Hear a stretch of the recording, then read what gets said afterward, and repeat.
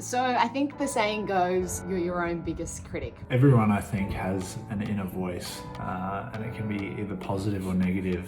I think the thing I'm most critical to myself about is just wanting to be better. Filling my head with doubts like, oh, you're not good enough, you don't know what you're doing. Why bother? You could be doing more, or you should be achieving this by this point. And I think that a lot of us do that. There's no way I would tell other people the things that I tell myself.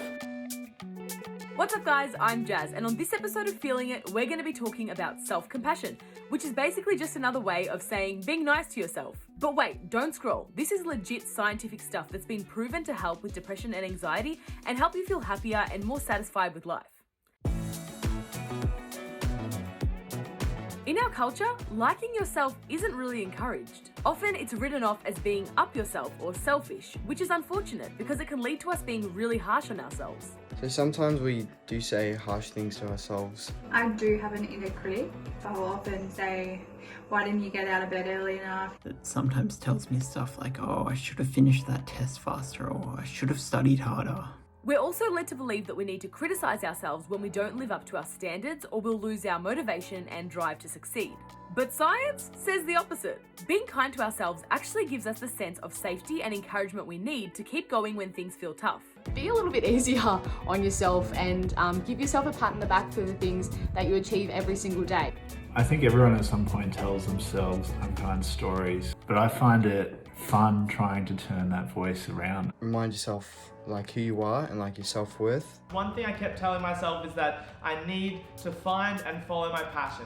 I always have the power to steer my life in a good direction if I really want it. So most of us hear the voice of our own inner critic from time to time, and setting high standards for yourself isn't all bad, but it is important that we give ourselves a break sometimes.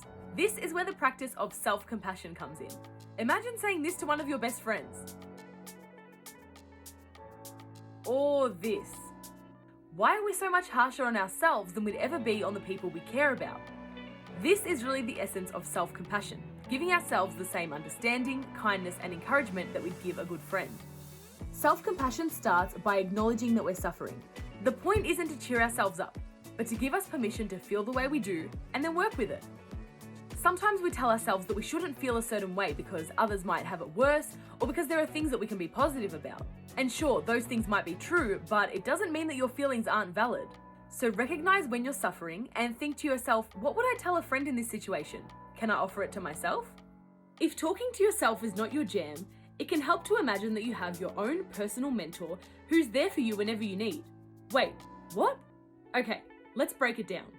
Your mentor is basically your own entirely customized guide that's made up of different parts of the people you respect the most. You don't even have to know them personally, just look up to them in some way. You could take the understanding of your best friend, the wisdom of a grandparent, the motivation of your favorite sports player, and the unconditional love of your dog. Maybe there's something of yourself you'd like to add in here too. Now you've built your mentor, you can turn to them whenever you like. It's as simple as asking, what would my mentor say to me right now? What advice would they give me? The more you use your mentor, the stronger they get. This idea of an inner mentor is actually new to me. I haven't heard of it, and I love it. If I picture my perfect inner mentor, they would be made up of the wisdom of Michelle Obama, I love the sportsmanship of Roger Federer. the humility and kindness of my grandmothers, the hard work and passion of my dad, and my own sense of humour. There's something you can take from everyone around you. Everyone you meet, there's something you can draw on. My inner mentor is made up of the compassion of my mum, the positivity of one of my favourite TikTokers, Move With Joy, the authenticity of Lizzo, and the kind and supportive nature of my followers. This week, spend some time designing your inner mentor. Who are they made up of? What do they look like? If you like to draw, you could illustrate them and put them somewhere you can see them. And if you start hearing the voice of that inner critic, try and see if you can hear the voice of that inner mentor instead.